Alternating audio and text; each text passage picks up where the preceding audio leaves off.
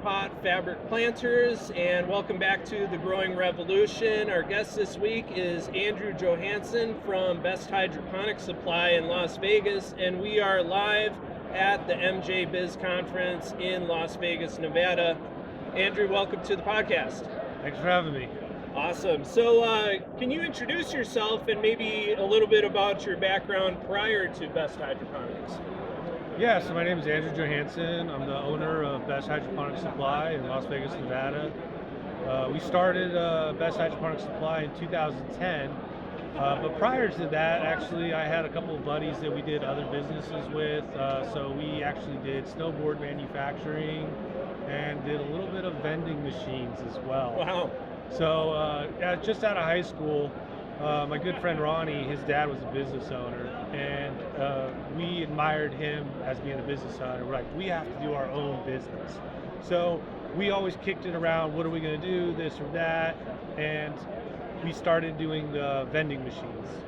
And that's when we kind of quickly found out it really wasn't a very satisfying job. There's not a lot of fun to it. So we moved on to that pretty quickly. And then we were like, okay, well, what do we like? Like, let's do something we like. That old saying's pretty true, actually. So back then I was actually a grower, but I didn't have any idea of how to make that a job in a sense. And so I was also a snowboarder, so was Ronnie and a great deal of our other friends. And that's when we were like, you know what? Why don't we just make some snowboards? We were pretty mechanically inclined, and we built a lot of things, especially with his dad. His business was air conditioning, so we'd been in a sheet metal shop, manufacturing other things before, and we just jumped in with both feet. Wow, so were you selling these snowboards like online or in stores or? In stores mostly. Wow. Online wasn't as big back then, right? Sure. So it wasn't so easy to just click and find anything and everything at your fingertips. We would actually plan our snowboard trips, and then we would go to retail stores and try to get our boards in there. And then there's conventions similar to MJ Biz Con for the snowboard industry, so we'd go to conventions and all the different marketing avenues we would try to hit. Well, cannabis and snowboarding has a lot of crossover clientele, so it kind of makes sense that you would pivot into opening a hydro store. So that opened in 2010. Have you been carrying smart pot products the whole time, or when did you bring smart pots in there, do you think? Based off of my memory, we've carried smart pots for a great number of years.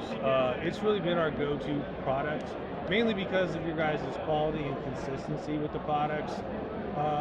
As a store, for us personally, returns are not good.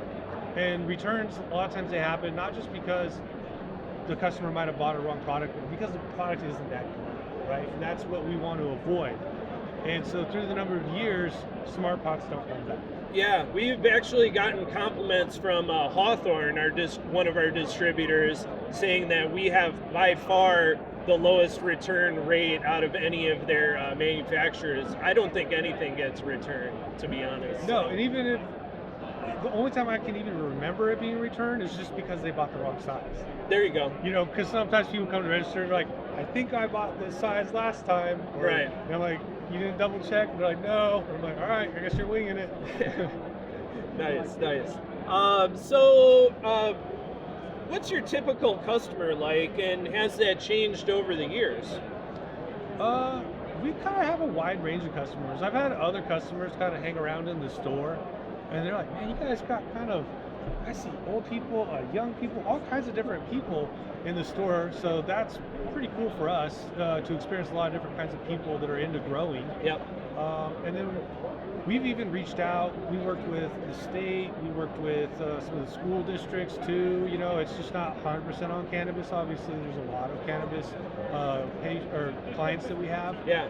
And so it's definitely changed over the year. I would say predominantly younger people are the dominant customer that we have, and just kind of the products over the years has changed a little bit of what they're buying.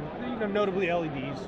Now that they kind of come around where you're actually getting good crops with them. Yep. That was a kind of a big change, I would say. Yep, makes sense. Yeah, I mean, back when you guys opened, LEDs were garbage, and double-ended bulbs, I don't think really were even being sold back then.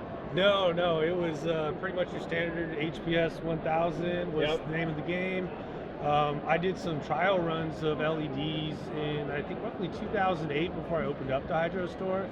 And I thought I knew more than I did, and so I spent a decent dollar on some LEDs. I remember I was telling some guys up north, I got these LEDs, and I'm going to do this really cool grow, and you're going to see.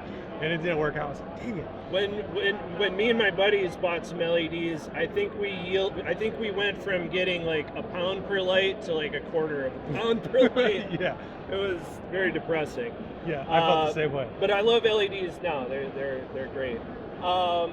So, do you have any funny stories about any like customer interactions or any like long-time customers? Like a lot of stores like have, nicknames for their customers or something that they go by. I don't know, just something funny that you can think of.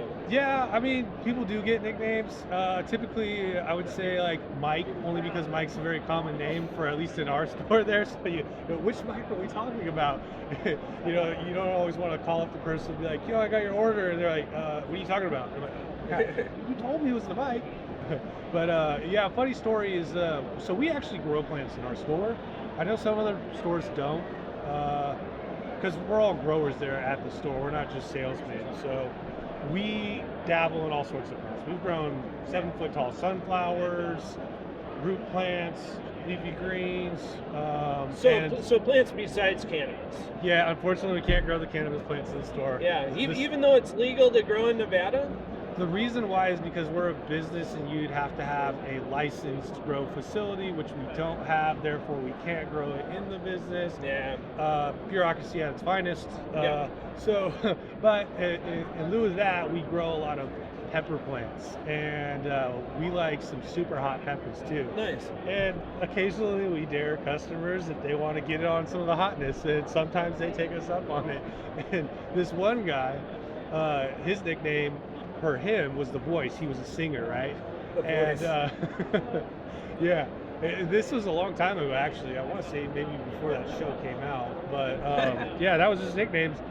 And he's like, I will eat a pepper. He's like, will you give me an extra discount? And I was like, I mean, sure. I was like, it's a hot pepper. He's like, I'm going to do it. He didn't realize how hot that pepper was, and he was literally singing. Everybody in the store was laughing quite a lot. Yeah, I'm not a huge hot pepper fan, but back in the day we used to grow them in our yard, and for like a religious experience, we would dare each other to like eat one of those hot peppers, and yeah, it's. I'm sure my stomach lining probably has some ulcers. From it. Right, those are good times. It kind of does give you that experience. So, since when did Nevada go legal with cannabis growing? Was that 2017? Well, recreational or medical? Well, I guess both. Medical, surprisingly, Nevada was among the first states to go medical. Don't quote me on this. I want to say it was 2001 or 3, roughly. Oh wow, I didn't know. Nevada went medical. Wow. So that's roughly when I started growing. I didn't have any clue that you could medically do it. And then roughly around 2006 or 7, I had a friend who was also growing, and then he approached me and said, hey, I could grow legally. And I was like, yeah, you're full of shit. And he pulled out state documents with medical records and all this stuff, and I'm like, that sure looks legal to me. And I couldn't believe my eyes. And yeah, so personally, I even applied for the state medical license, and then I was growing legally under a medical license right around 2007. Nice. And then for the recreational market, I don't have it quite perfectly memorized, but 2016, 2017 sounds about right, because one of our first commercial accounts that we got recreationally growing marijuana for the state of Nevada, they were among the very first licensees, and that account I do know was from 2016. So Okay. I would say that it's, maybe it's the January 1st of 2017 it was actually legal, or you could start, but yeah, roughly around there. So are you seeing fewer customers, about the same customers, or more customers since Nevada went recreational? Customers that walk into the store or commercial customers? Well, I guess, that's, the, So we're seeing more customers on just a walk-in basis that aren't licensed Right. commercial facility kind of grows. yeah. And I mean, that could be attributed to a lot of things. It's been legalized. The sentiment about it has changed over the years. Mhm. Us as a business growing. Less stigma among people that are Yeah. kind of on the fence. Yeah, so I think those are all a lot of factors that kind of drove more people to grow. And then commercial, it's the exact same number. There's really not a lot, like the state of Nevada is unique in the way it hands out licenses. So there's only so many, and that's Okay. pretty much it.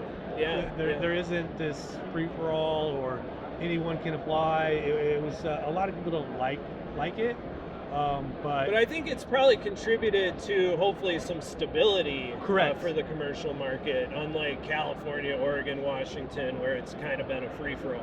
yeah, you took the words right out of my mouth. Stability, and so it's one of those things like some people might not like it, but it might have actually just been the best way, right? And so I can appreciate the fact that with some of the other states and how the market was driven by all those free for all kind of happens out of nowhere. That really affected a lot of not even just the cannabis economy, right? So like when a cannabis economy explodes, you can see other economies that kind of like explode with that, right? And so those things could be inflated, and then there's some crashes that happen with it. So Yeah. I don't think we saw much of any of that in the Las Vegas area, or No. in the state of Nevada, really. No, it sounds like Nevada probably has done it the best out of any state, in terms of opening it up to people who want to grow at home. That's cool. But, not having so many production facilities that prices just bottom out. So Yeah. everybody's got to eat, right? They do, yeah, and then I mean, at least they were pretty strict with testing of the cannabis. I know it can be frustrating at times, for it, but Vegas has. We want to be known for having good things, and having a good time at it, and so I think that was kind of a good choice to make sure our testing was on the strict side. Yeah, definitely. The consumer safety should always be primary. Yeah. Awesome. Well, Andrew, this was basically all the questions that I had for you, and he got us a tour yesterday at Planet 13 dispensary, where they're using smart pots. That was probably one of the coolest things I've done in my career. So we definitely appreciate you as being an advocate for smart pots, and looking forward to working with you in the future. Oh yeah, much to do. Thank you. Thank you.